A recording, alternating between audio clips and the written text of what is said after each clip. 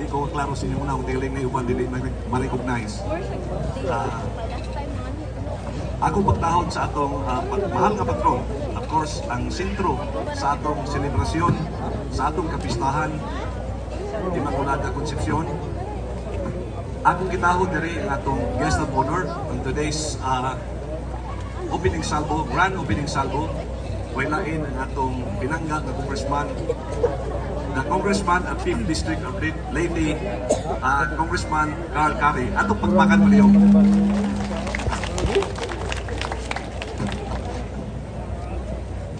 atong mayor sa lungsod sa Ilongos, way pabor-pabor, kundili ang atong pinanggang mayor, akong parente, Honorable Manuel Linlen Villarhermosa, together with him, his wife, Gigi. Sunod-sunod mo nyo. Atong mga kauban sa Sangguniang Bayan na dinhi karon, I think we are complete. Mga department heads, mga magtutudlo from Ilongos East, Ilongos South, Ilongos North, atong from private schools, atong mga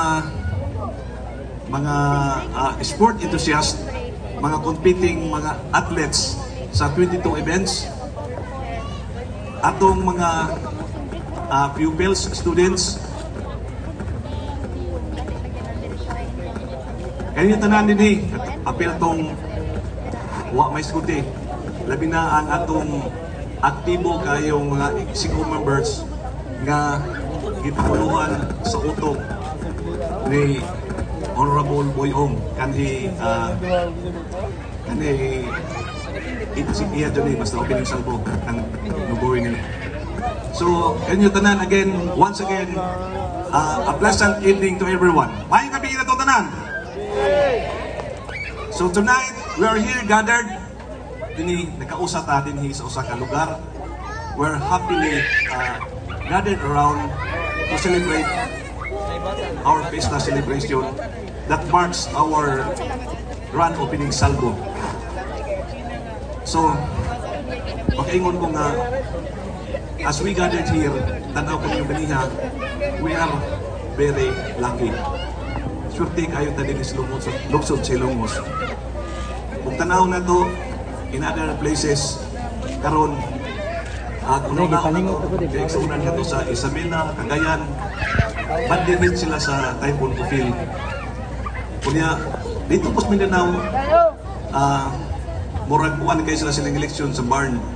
Murag, kaya mo how tense the election will be if it will happen in barn, Mindanao.